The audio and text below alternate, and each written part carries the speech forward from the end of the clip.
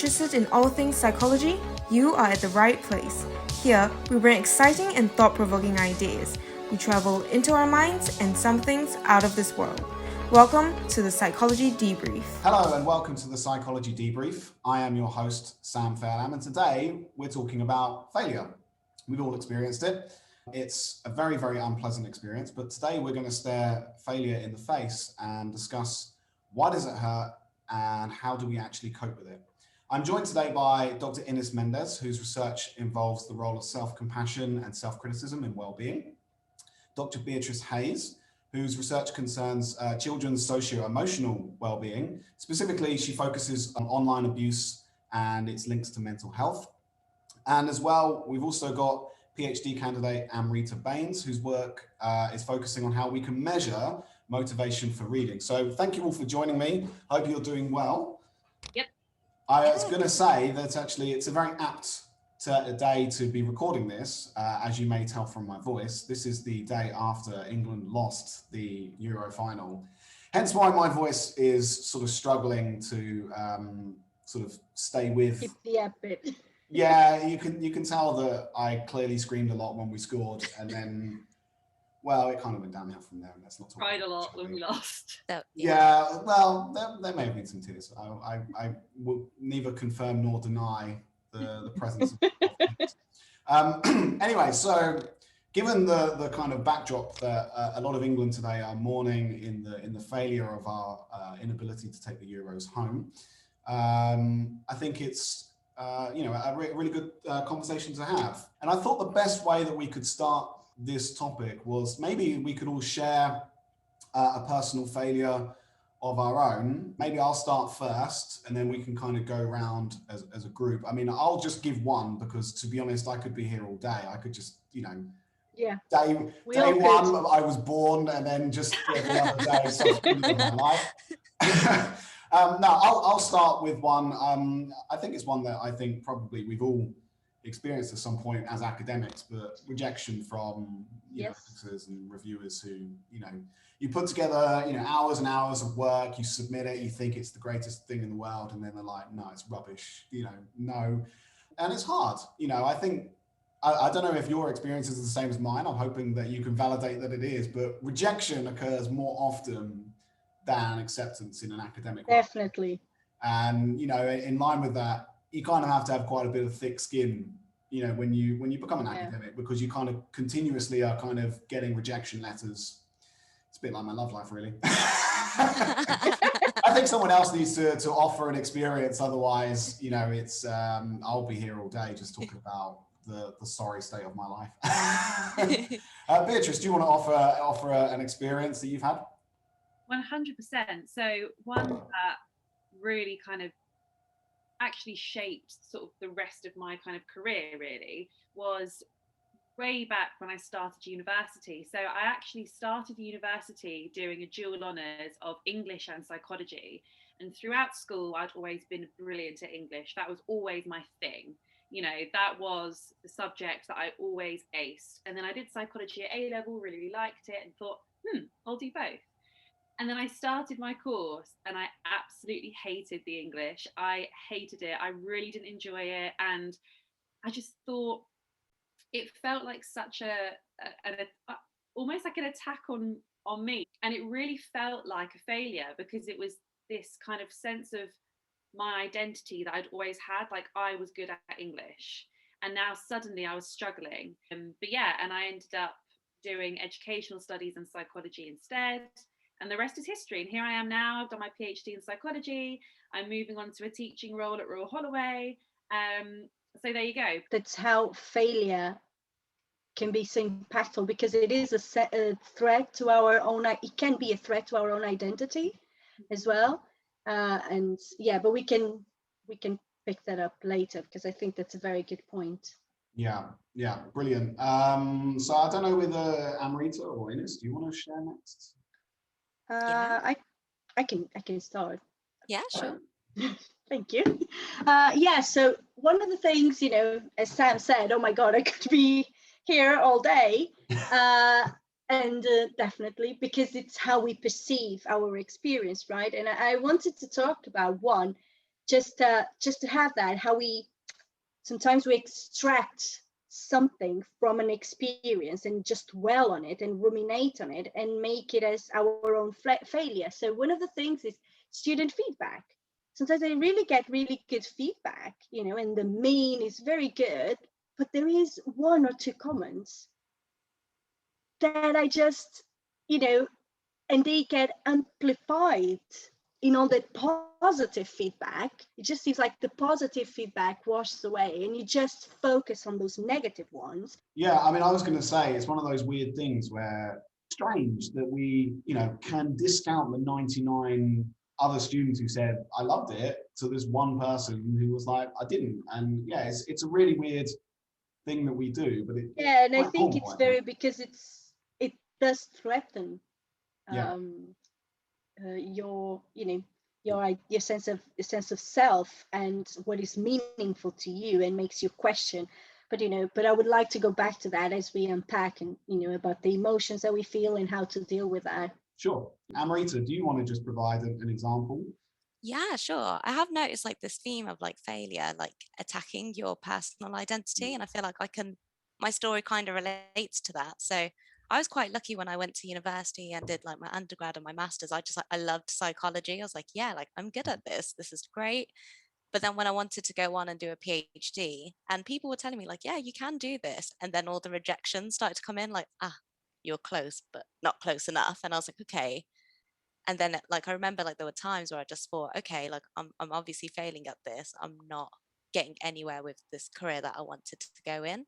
I found like talking to other people about this experience really, really helped. Yeah.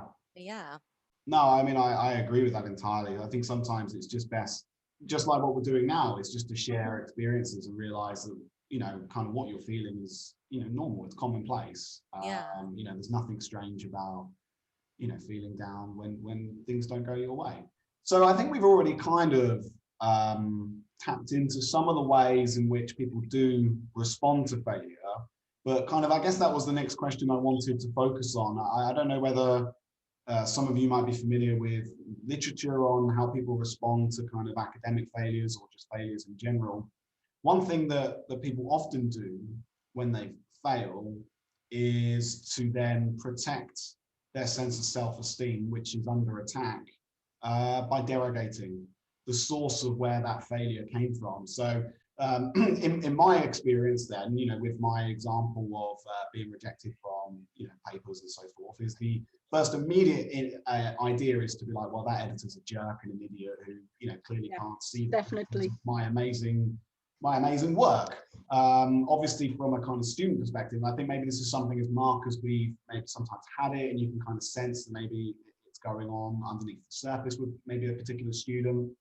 But the kind of the desire to want to criticize, your marking or consider it unfair.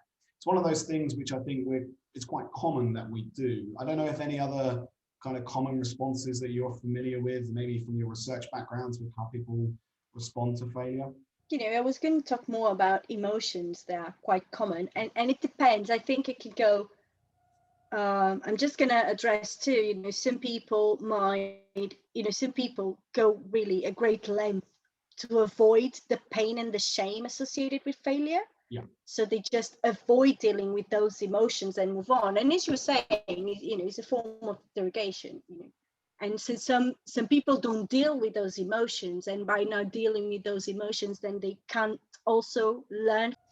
Yeah, no, I mean, I agree with you entirely. I think that often there's a kind of, I guess people go one way or another with failure. I think some people kind of go the way that I sort of said, which is to kind of get very hot-headed and emotional in that way, where, you kind of want to, bring somebody else down, or, direct your kind of anger at the person who, so for my case, it's like you want to email the editor and say, look, here's all the reasons why you're wrong and I'm better than you, etc. And obviously in the other case, when you're sort of saying is another way that people kind of respond is to kind of withdraw and really, and in some cases quite, you take it very much to heart and it kind of becomes sort of central to their sort of self. I mean, at least with the research that I'm familiar with, because obviously my background's on self-esteem, those kind of different reactions, they tend to be the kind of ones that I described are from people who have kind of high self-esteem. So they're the kind of people that often will use derogation as a way to protect their sense of self-esteem. Whilst obviously people with low self-esteem, they're the kind of people, I suspect maybe Ines, that maybe kind of do the reactions that you're sort of saying. They internalize that failure. They kind of say, this represents who I am. And often, you know, that kind of leads to kind of this kind of wanting to give up, not wanting to kind of try anymore, because it was a painful and understandably painful experience. Whilst obviously people with high self-esteem, they do pick themselves up and try again after they've initially had a dig at the reviewer, for example, in my case. Any other ways that people might respond to failure, or ways in which failure can differ? I think something linking to some of the research that I do. So a big part of my research is to do self-presentation. So the way that we kind of present who we want to be and who we want other people to perceive us as. And I think linking to what you guys were saying about these two different ways that we often see people coping with failure can really link to how we present the self. And I think, say, for example, you're sort of presenting the ideal self. So it's still based on the authentic self. It's still based on who you are, but you're just kind of showing the best bits, you know, you're showing the highlights of who you want to be as a person. I think if the failure that you experience really directly and obviously attacks that kind of ideal self, it can be difficult to kind of manage that. So like, say, for example, you know, you're a good student, you work hard, you do well, but you're really trying to present this kind of like, you know, first class, grade A, really clever, really hardworking, like top student. And, you know, you spend all of your time at the library, you don't socialize very much because you think that, you know, to be this top student, I've got to just be completely engrossed in all of my studies. And I've got to make people think that I'm this like top student who works so hard and is so academic. Then if you then get a low grade, that is a really obvious and direct discrepancy with this ideal self that you've been presenting. And so that could be really difficult to manage. And again, linking to self-esteem, like what you were saying, Sam, if you have quite high self-esteem, you might be like, oh, well, you know, there must have been something wrong with that grade because look, you know, last week I didn't go on one night out. I spent every single night in the library till 2 a.m. because that's what a good student does, like in their ideal, in their perception. Or if you've got low self-esteem, that could completely unpin this perception that you had of the ideal student and this self that you're trying to portray. And you could really take that to heart. And that could really impact the way that you then sort of go forward in terms of how you want other people to perceive you. Obviously, both of those examples that I provided aren't a healthy way of managing failure and managing self-presentation. And I wouldn't recommend anyone to present that form of the self or to use those techniques. But I think that's just something that's interesting to think about. Like if you are feeling really down, you know, think about, okay, well, how do I present the self? Am I being true to myself? Am I being fair to myself? Am I presenting who I really am? Or am I striving to try and present this ideal self that maybe that's not very fair? Maybe I'm actually trying to present this version of the self that isn't really me. And I think that's where like self-compassion can sometimes come into the way that we deal with failure and the way that we present the self. It's fine to, you know. I just wanted to pick up on something that Beatrice said earlier about this sort of ideal self and how we think about ourselves. I think what you're kind of getting at is similar to some of the work that I'm familiar with about sort of really whether the expectations we have for ourselves are realistic. And I think sometimes we often, I mean, this links with perfectionism, for example, but I think outside of just perfectionism, I think that ultimately, from a kind of self-worth perspective, you know, it's the cultural backdrop that we find ourselves in that tells us what we think it means to be a person of value, it means to be worthy. And, you know, for some, those expectations they have for themselves are just unrealistic. It's just something which is just going to be conducive to constantly feeling like a failure. you know, and I think a really good example of this as a kind of not, you know, as a case of how culture particularly provides this kind of backdrop for unrealistic expectations. And I always use this in examples when I teach self-esteem, is if you look at the female appearance and particularly in westernized culture, you know, how the standards of beauty are just unrealistically high. That is just, in my view, it's a recipe for psychological despair, to kind of constantly have you try to meet standards that realistically aren't obtainable. And something I always tell the students, therefore, is one thing that I think is really quite important is, as a culture, we need to take a step back and think about what bases of self-worth we're promoting. Because if they are only obtainable to a very, very small proportion of people, then, you know, it's probably no wonder that we often have so many people depressed, anxious, and other mental health issues, because this is most likely going to be a consequence when you feel like you don't live up to standards and you feel worthless and meaningless because your culture doesn't have sensible standards to attain them. Yeah, that really reminds me, the idea of the ideal self, and it's something that definitely students don't cover in their undergraduate degree. But it's a theory of personal constructs, and actually by George Kelly, and then it was developed into actually a therapeutic approach. And the central idea is that we all have an ideal self and our present self, and the idea is the more these views are distant from each other, the more problematic it is. And of course, the more maladaptive it is, the way that we function, bringing, of course, or leading to the development of depression, anxiety, or any other form of mental health difficulties. And so it's quite interesting. It's not, we all have our ideal self, all of us, we always will. And it's just how distant they are. The closer they are, the better. Course, but I think that's a really good point, Ines. And I also think as well, like adding on top of that is this kind of how, and again linking with what Sam said, this kind of ideal of social constructions. So how society and culture constructs the kind of context around that distance between the real self and the ideal self, or present self, or whatever. And actually, this is kind of more sort of pop culture-y, but I saw this amazing article on BuzzFeed a little while ago, and it actually cracked me up because it shows you loads of different characters from like American films. And it was like all these different characters, and there was like, you know, the jock who in the film is like the really good looking guy. He's like in the American football team, all the girls love him, he's at all the parties, he like wins all of the American football games, and he got into Yale. And there's like a comment underneath, and there's absolutely no chance with the lifestyle he was living. They're like, to get to Yale, you have to like get this on your SATs or whatever they're called.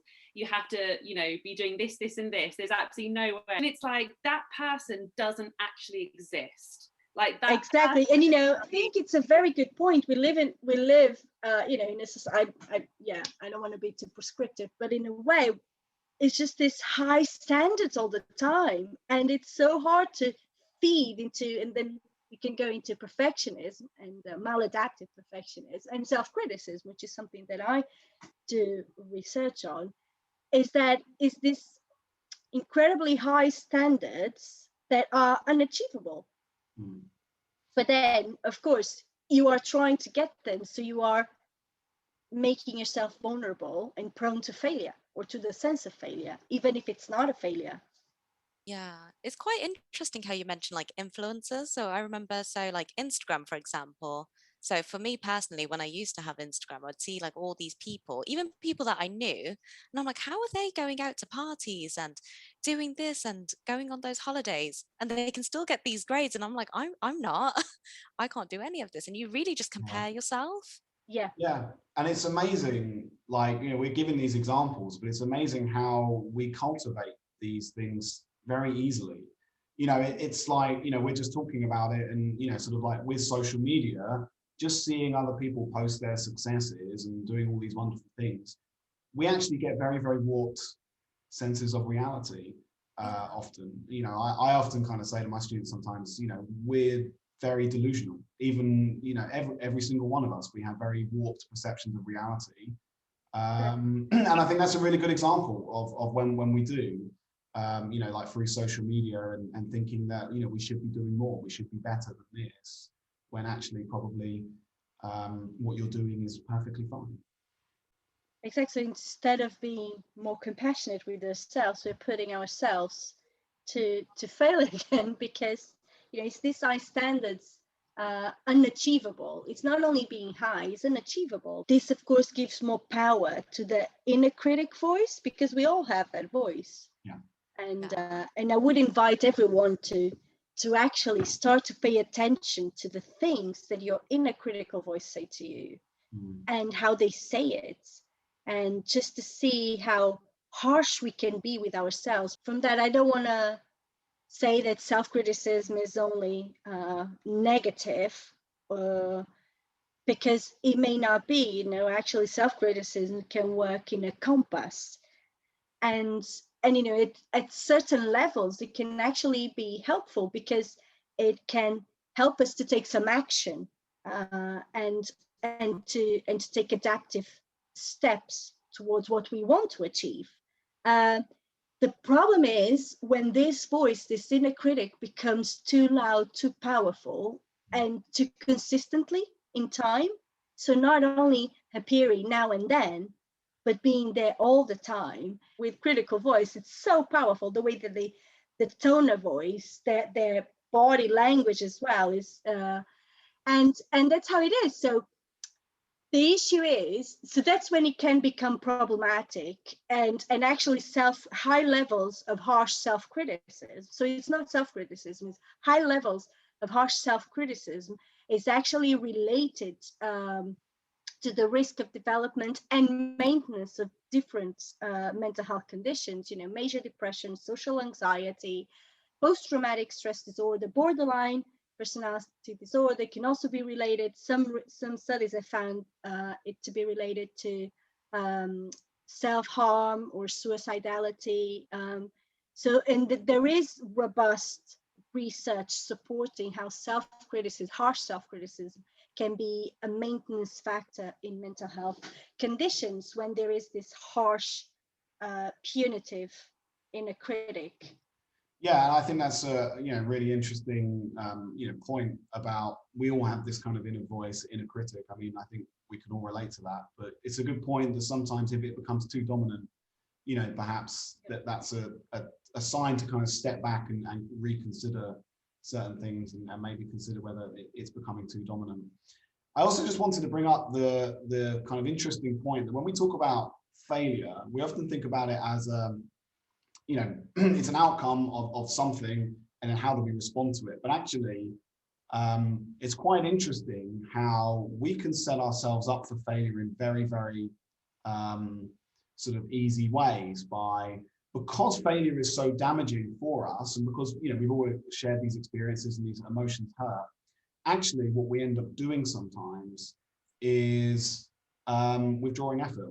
What sort of people like Covington would say is self-handicapping, just anything that gives you a ready excuse if failure were to occur, because then you've got something to rely on when that does happen.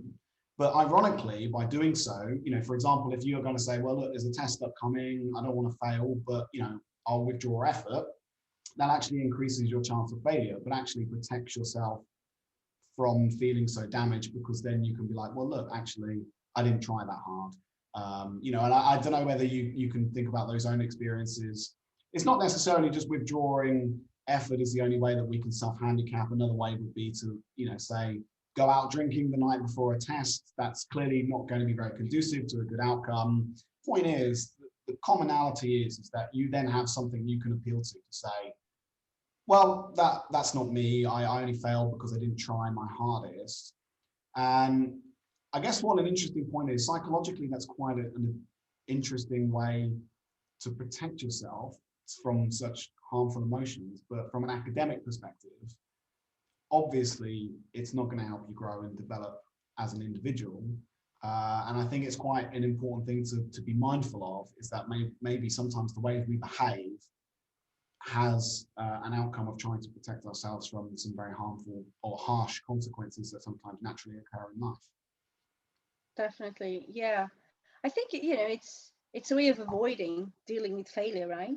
Dealing Yeah. with the emotions that come with the sense of failure. It's not failure, because I think it's not a failure, it's a sense of failure, because each person, you know, a 62 for a student could be a really, you know, a total failure, and for others it could be an amazing achievement. Yeah. So it's this sense of failure, and not the outcome is not what dictates if it's a failure or not, you know. So I think, and that comes some kind of kindness as well, and sometimes we need to be kind to ourselves, but of course at some point we also need to move. So I don't know if we're going to move into the part where we deal and how we, you know, we use this experience to grow, but we need to be able to tolerate these painful emotions that come with it, because it's very hard, it's very unpleasant and painful. You know, how do you learn from that? What can you do to learn? And that's quite extreme, and sometimes, you know, students do study and still you know, they fail. So, you know, if you don't know what happened, it's just, maybe I could talk to someone that could help me. How can I improve if I really want to improve? So maybe I just would need some support to improve my academic skills, for example, or study skills or time management. Mm. Yeah, and I think you raise a good point about, you know, really, I think failure is always going to be there, right? And those negative emotions that accompany failure are always going to occur. You can't go through life, I mean, unless you're literally amazing, which no one ever is, you know. Even those people will also feel failure, because the high standards are always too high. Exactly. And so I guess the question really is, how can we respond to failure in a way that's healthier, not only for ourselves, but also maybe, you know, if we want to succeed in our academic pursuits, then how can we approach these things in a better way? And maybe, because we're running out of time, maybe if we just go around with one suggestion each. So I'll just say mine, which I think an important thing is to just be more aware of why you're feeling a certain way. I often find that, for me, learning psychology has always been useful, because then I can apply it to myself. So, you know, when I kind of experience those rejection letters from editors and so forth, you know, rather than just wanting to jump on it and you know, go and email them back and say you're an idiot, etc., just to kind of take the time to be, look, I'm aware of why I'm experiencing. I know I feel hot-headed, and I want to kind of leash out some anger and frustration because it will make me feel better. But actually, just being able to recognize what I'm doing and what I'm experiencing can help me normalize it and then process it better. At least that for me is one thing that I find quite useful. I don't know if anyone else has a different suggestion. Now, I have like a strategy that I use, and this works well. The first part is, give yourself like a time limit to just feel rubbish. And because I think something I really want to get across is that the negative emotions that come with failure are fine. Don't be like, don't try and brush them aside and be like, no, I feel fine. I'm not that upset. It's fine. It's fine. It's fine. Because the more you say it's fine, probably means it's not fine. So like, if I've got like some really bad news and I've failed at something and I've done really badly, I'll be like, okay, I've got 24 hours. I'm going to sit in bed. I'm going to eat chocolate. I'm going to watch Real Housewives. I'm going to have some wine, and I'm going to hate on life. And that's fine. And I might cry a bit. I might think that everyone sucks, and that's fine. And then after that 24 hours, I'm like, okay, done, back up, like, time to get cracking. How am I going to move on? Am I going to apply for something else? Am I going to change my time management scheme? Am I going to talk to my friends? Am I going to then be proactive and move on from that, and take it as a learning experience and be positive? But like I said, like, don't block off those negative emotions, because they're fine. Allow yourself to feel those, but then, you know, like, put your big girl pants on and get on with life and be like, right, now I'm going to move on. I'm going to learn from this. So yeah, that's how I deal with things. And I do find that does help, and that does work. And also it gives me an excuse to sit and watch Real Housewives. That's amazing. Yeah, there is a lot of research. I love that point, Beatrice. And there is loads of research supporting that, even, in terms of emotion regulation or experiential avoidance. The more you avoid your emotions, the more vulnerable people will be to develop more mental health difficulties at some point. So it is really important to sit with those. And I was going to talk about self-compassion. And self-compassion is just not, being kind and self-indulgent. No, that's not what it means. It's really tough. It's actually being kind to yourself when you feel those emotions. So allow them to be with your emotions, but also being kind, not that voice saying you're a failure and you suck and really you'll never achieve nothing in your life. But also, I'm allowed to feel this. I'm allowed to feel angry. I'm allowed to feel sad. I'm allowed to have no energy and eat the chocolate that I want, or Yeah. McDonald's or whatever, and have some sense of comfort. But at some point then also, and have this experience of common humanity, how Kristen Neff would say, that you are not alone. We Yeah. all feel that. And maybe talking to a friend could also help to vent and take it all out, and help and have someone to have another perspective, because sometimes we are just too immersed in our emotions, and we need to take a step back and look at it, look at the experience, and okay, so what can I learn from this? How can I improve? Can I improve? And sometimes, for example, job applications, sometimes you can improve and sometimes you don't, and you just don't get it. And, it's very, very hard, but, just keep trying. And I think it's the same. Sometimes we can improve and we can have, ask someone to help us to have a look at it, or the same with your essays, maybe go to see that and have them a chat on one-to-one to have them help you improve some writing skills, for example, if that is the issue. I'm talking a lot, but I want to make two final points. First of all, a failure does not define you. Okay, you are not the outcome of that experience. You are so much more than that. And you have, I'm sure all of us have our own experiences of failure, but we also have other, situations where we succeeded, and so many others. And sometimes we are really not good at, in an area, but it's fine, we'll be good at others, And just to finalize, there isn't such thing as someone that has always been successful. And usually people that are really successful, they have been through their own share of failures, for sure. I always find like once you admit that something didn't go your way too, and then when you mention it to someone, or I like to journal. So like explore my feelings of things, write it down and just be like, yeah, okay, I do feel like this. This was not that great, but that's okay. And you just pick yourself up, Lan, and you move on. And normally you move on to something so much better anyway. That's why I always believe you always end up in a happier place. Yeah, and I think that's a really good point to kind of conclude this discussion on. I think we could go forever. Maybe we'll have to have you guys back at some point to discuss failure part 2. But it's been great to hear your insights. Now, before you go, I have a quiz that I'd like you to take part in. It is obviously clearly designed so that you fail. Exactly. Okay, so let's put in practice everything we said. Yeah, so I'm hoping that you're going to put in practice what you've just said. Otherwise, you're going to have to eat your words. So this quiz, hopefully it's not going to be too complex for you guys. I've made it up. It's called Did It Replicate? So I don't know if you're familiar with the Many Labs research. They've often basically conducted large-scale replications of previously published findings, just to see how much psychological research actually does replicate. And obviously they're kind of the big emphasis of their work has actually been about sort of 30-35% of things replicate. So most things in published science, at least in psychology or the areas of psychology they investigated, do not replicate. Now, obviously that means that some of these things clearly didn't replicate. However, some of them that I've taken from their paper did. Now, your guess is essentially, I'm going to tell you an experiment, and then you're going to tell me whether you felt or think it did or did not replicate in their version. Now, one thing I should probably note before we actually get started is just because it didn't replicate doesn't mean that the original finding is false.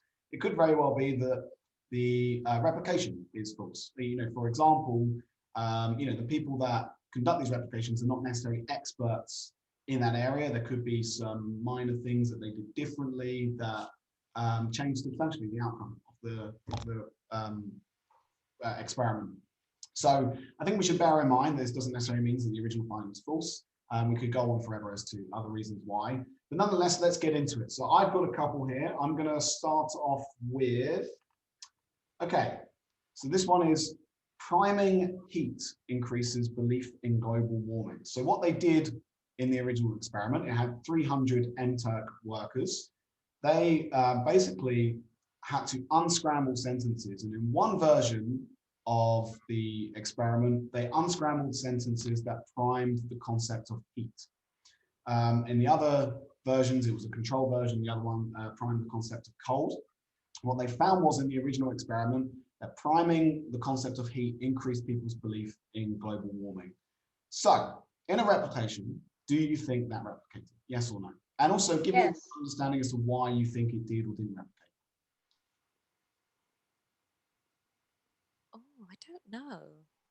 I would just say yes. I think I'm gonna say no as well. Yeah, I'm just. Why do you think no?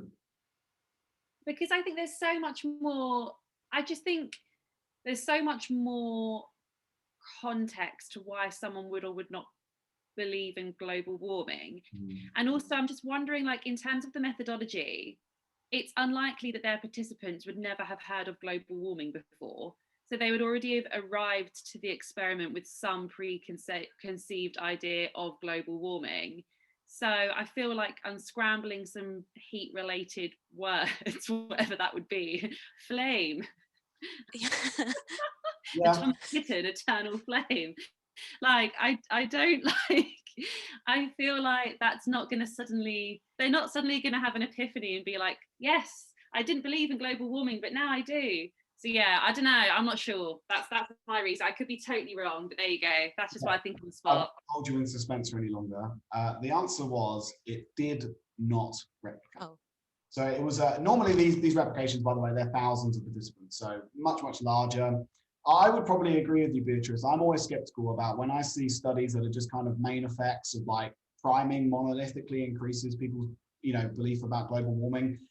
I mean, maybe there is some validity to it, but I just think there's going to be too many contextual factors for it to just really stand the test of time.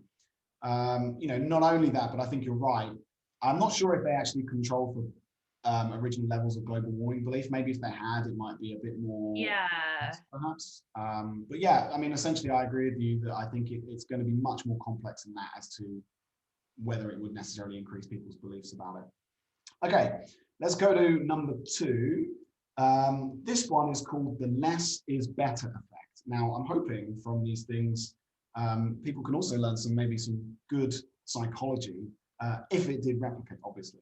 So this is the less is better effect. So this effect, it suggests that a less expensive gift can be perceived as more generous than an expensive gift when the less expensive gift is a high-priced item in that category, whilst the more expensive gift is a low-priced item in that category. Now, as an example, and this is what the experiment did then, is in one condition, people were told that they received a scarf from a friend that was worth $45, and they were told that the scarf came from a store where the scarves range from $5 to $50. So it was a high-priced item in that store.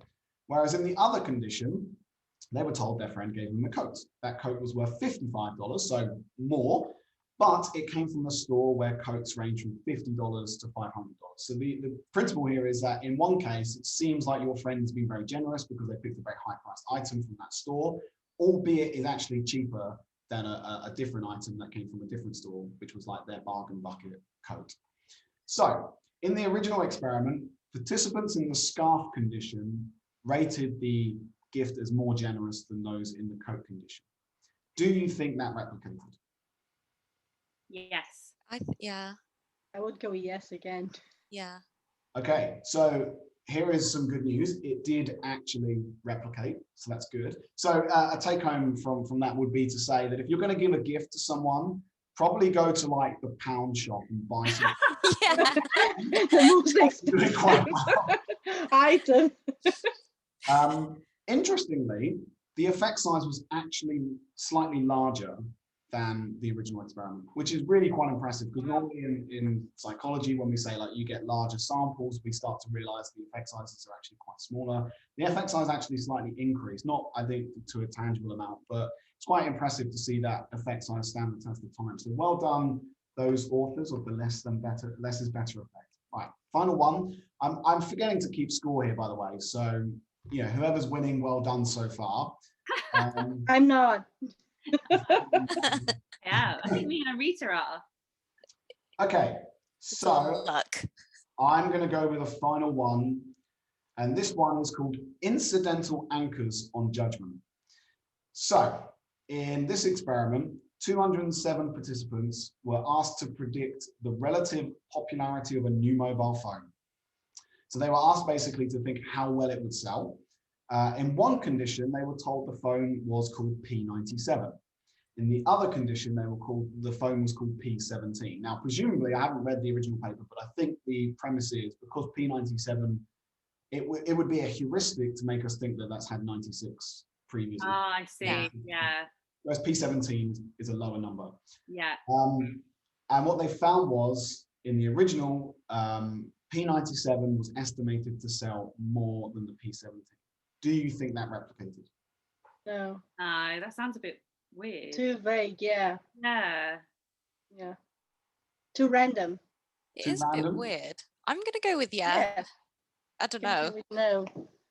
Just like 17, depends on how large is the sample size, and at the same time, their previous knowledge in IT. Yeah, that's because true. For example, for me, it doesn't mean anything. 97 or 17 is exactly the same. Yeah. But for someone which is actually more into that could make a difference, for them, how they perceive it. So I don't know if they measure their previous knowledge or. That's true.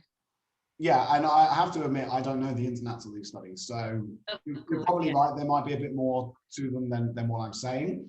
The answer was it didn't replicate. No. That being said, if we really want to get really pernickety about it, the p-value was 0.09. I do not know whether they applied a one-directional p-value or not. So again, we could enter territories of here saying about, well, did it fully not replicate either? But that being said, p-values are obviously in some ways arbitrary and meaningless. The effect size was basically almost zero, so probably no effect. I think some of the points that you raised was the same points that I kind of felt. P17 seems like a really weird number as a control, because when I think about the Samsung S10, 10 is quite a large number. 17, I would have called it the P1 versus like the P20. Yeah, I would assume that means first generation versus 20th generation. And there's just some control problems, perhaps. I don't know. Yeah, also like P97, like, God, how long has this company been going that they create 96 different, like, every week they're like, come on, lads, create another one, quick, another one out. They're churning them out like there's no tomorrow. I mean, maybe they were given information about how long the company had existed or something, but surely anchors, so the incidental knowledge of the number doesn't influence your judgment. Well, apparently, I'd say the jury's slightly out on this one. I think maybe we can make arguments that the control isn't that great. Being said, obviously the original authors thought it was suitable, so maybe it was, but it didn't replicate in this case. So maybe the jury's out. Maybe they need to do a third study to iron out some of these issues we pointed out. Anyway, congratulations. Who won that? I don't know. I think Beatrice won. Beatrice. Yeah. Congratulations. Everything I said about failure, ignore it all. Just win. Okay. Thank you very much, guys. It's been a pleasure to see you all. It's been really great. Yeah. Thank you, Sam. It's been really good. Yeah. I feel so motivated now, like even just talking about all this. Usually to start on Monday. Yeah, I know. If I fail today, it's fine. We got this. Excuse me, chocolate. Yeah. Chocolate and Real Housewives. Trust me. Wine. Fix it. That's clearly. I was ready. Real Housewives is what you need to watch. Okay, thank you, guys. And I hope Thank to see you you. soon. Okay, bye. Bye. Thank you for watching the Psychology Debrief. If you have any suggestions for new topics, quizzes, or any other content psychology related, feel free to get in touch via email or Twitter. Don't forget to like, share, and subscribe. Bye!